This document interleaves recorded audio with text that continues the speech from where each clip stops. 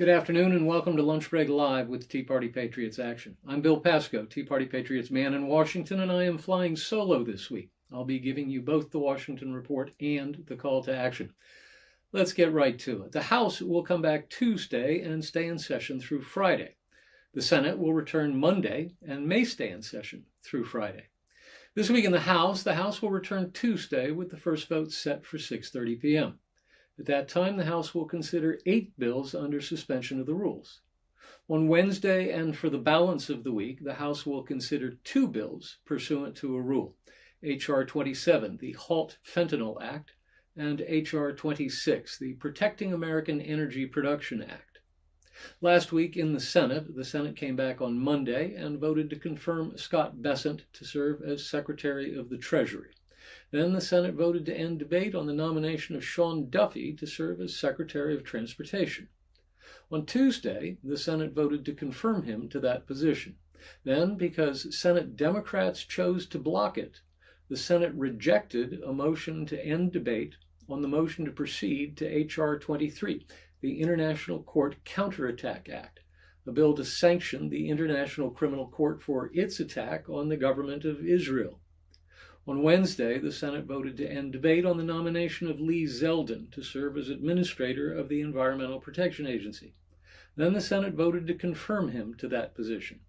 Then the Senate voted to end debate on the nomination of Doug Burgum to serve as Secretary of the Interior. On Thursday, the Senate voted to confirm him to that position. Then the Senate voted to end debate on the nomination of Christopher Wright to serve as Secretary of Energy. And then the Senate voted to end debate on the nomination of Doug Collins to serve as Secretary of Veterans Affairs. And then they were done.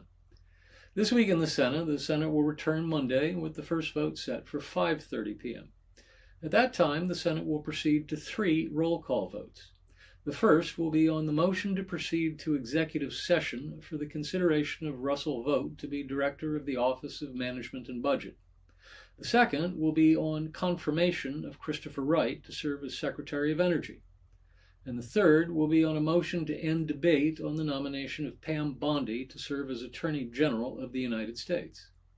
At a time to be determined, the Senate will also vote on the confirmation of Doug Collins to serve as Secretary of Veterans Affairs. Then, based on the Majority Leader's cloture filings, I anticipate we'll also see a vote on the confirmation of Scott Turner to serve as Secretary of Housing and Urban Development, and, if all goes well, Russell Vogt to serve as Director of OMB. Let's talk about cabinet confirmations for a moment. So far, the Senate has confirmed 8 of President Trump's cabinet nominees. They include the Secretaries of State, Defense, Treasury, Homeland Security, Interior, and Transportation, and the Director of the Central Intelligence Agency and the Administrator of the Environmental Protection Agency. As mentioned just now, the Senate is scheduled to vote this week on the confirmation of Christopher Wright to serve as Secretary of Energy and Pam Bondi to serve as Attorney General. And if things go as Majority Leader Thune wants, he'll get to vote on the confirmation of Doug Collins, Scott Turner, and Russ Vogt, as just discussed. That's 5, and that'll bring the number to 13. In addition, we'll have more confirmation hearings this week. They will include, on Tuesday, the Finance Committee will hold an executive session to vote on the confirmation of Robert F. Kennedy Jr. to serve as Secretary of Health and Human Services. On Wednesday, the Senate Committee on Commerce, Science, and Transportation will hold a business meeting to consider legislation and the nomination of Howard Lutnick to serve as Secretary of Commerce. And the Small Business and Entrepreneurship Committee will hold a business meeting to consider the nomination of Kelly Loeffler to serve as Administrator of the Small Business Administration. And on Thursday, the Finance Committee will hold a business meeting to consider the nomination of Jameson Greer to serve as United States Trade Representative. Last week, the Senate held confirmation hearings for 3 of President Trump's most controversial nominees. I use the word controversial there as a euphemism because it's shorter than saying nominees the Washington establishment of both political parties just has no idea how to handle because they are so outside the box. See, I was right. Controversial is much shorter. So is euphemism, come to think of it. The Republicans have a 53 to 47 majority in the Senate, which means any nominee can afford to lose no more than 3 Republicans if he or she wants to be confirmed. Consequently, the name of the game in these confirmations is simple. Count the GOP votes, first on the committee, which needs to report out the nomination favorably to the floor, and then to the larger conference of GOP senators. 3 different nominees for 3 different jobs, 4 confirmation hearings, because being Secretary of Health and Human Services gives you control over such a large share of the federal budget that they set you up in front of 2 committees, Finance and Health, Education, Labor, and Pensions, and 3 different takeaways. Kash Patel did well enough in his hearing before the Judiciary Committee to serve as FBI director that I do not anticipate him losing a single GOP vote. He maintained his poise, refused to rise to the bait, and avoided falling into any Democrat traps. Robert F. Kennedy Jr. left his hearings with the Finance and Help committees without an obvious path to 50 votes, but also without 4 Republicans publicly opposing his nomination. His problem is Help Committee Chairman Dr. Bill Cassidy of Louisiana, who is also a member of the Finance Committee, and who will therefore get a committee vote on Kennedy's nomination. Cassidy could sink the nomination, and he is just not sold on Kennedy, largely because of Kennedy's antipathy towards certain vaccines. The 2 had a conversation over the weekend, but as of this writing on Monday morning, there's been no news from Cassidy's office saying his concerns have been allayed. Tulsi Gabbard is in trouble. Not only is there not an obvious path to the 50 votes she needs to be able to call on Vice President J.D. Vance to cast a tie-breaking vote to confirm her to serve as Director of National Intelligence, she found a way to offend members of both parties during her confirmation hearing last Thursday. If I recall correctly, no fewer than 5 of the Senate Intelligence Committee's members, Republicans and Democrats, asked her point blank if Edward Snowden, the former NSA contractor who famously stole tons of classified information from the U.S. government, then absconded with the files and violated both his oath and the law to hand them over to WikiLeaks before fleeing to Russia, where he was granted citizenship by a grateful Vladimir Putin in 2022, the senators asked if she believed Snowden was a traitor, and she refused to answer, finding various locutions to dodge the question. It was old by the second time she did it, and it was positively decrepit by the end of the hearing. Based on what senators told reporters after the hearing, she may actually have lost votes as a result of her performance. Stay tuned. Now to the latest on reconciliation strategy. House Republicans met in retreat at President Trump's Doral Resort in Miami last week to plan their strategy for using the reconciliation process to advance their tax, energy, defense, and border security mega bill later this spring. The results were disappointing. At a time when the national debt has hit $36 trillion, the net budgetary savings the various committee chairmen had come up with was a net negative. Yes, you heard that right. The net savings were negative, which is a backwards way of saying there were no net budget savings, only increases. To give you the numbers, it worked out like this. The committee chairman offered such small savings from their areas of jurisdiction that the sum total was about $300 billion. But the total cost of the proposed additions to the budget was $325 billion for defense, border security, and deportation operations. That's a net $25 billion increase, and that did not fly. Budget Committee Republicans got together on a conference call Thursday to discuss the matter. Hardliners, led by Texas Representative Chip Roy, demanded at least $1 trillion in savings over the next decade. In the budget resolution, they will try to mark up in the Budget Committee this week. So the House GOP leadership went back to the committee chairman, who had presented their committee's plans for savings at the retreat, and told them they'd have to find more money to save. The Energy and Commerce Committee, for instance, which had said it believed it could find $200 billion in savings, was told to find more.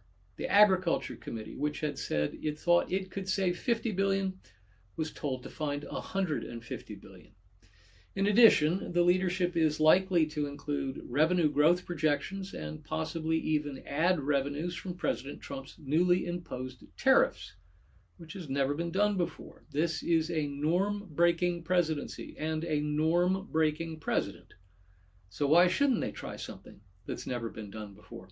Budget Committee Republicans held another conference call yesterday to see where they were and realized they still had a lot of work to do to come to agreement.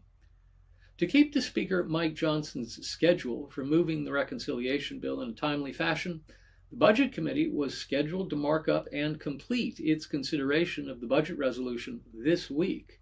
But based on the conversation yesterday, that may slip to next week. Meanwhile, on the Senate side, there's a very clever plan to use current policy rather than current law as the framework for determining the 10-year baseline to be used for reconciliation. The difference could mean as much as $4 trillion in savings over 10 years. If that made no sense to you at all, don't worry. It made only slightly more sense to me. We'll save that for next week's discussion. Now, tariffs are back.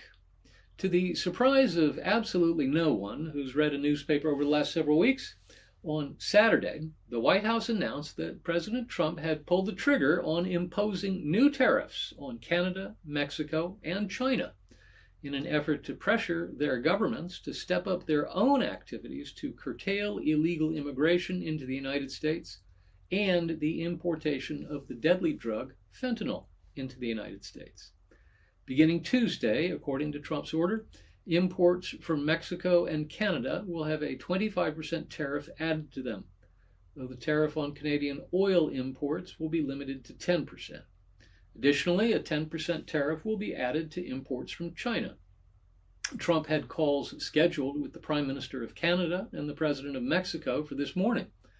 The call with the President of Mexico must have gone well. Late Monday morning, just an hour ago, the White House released a statement indicating that the tariffs on Mexico would be delayed by a month.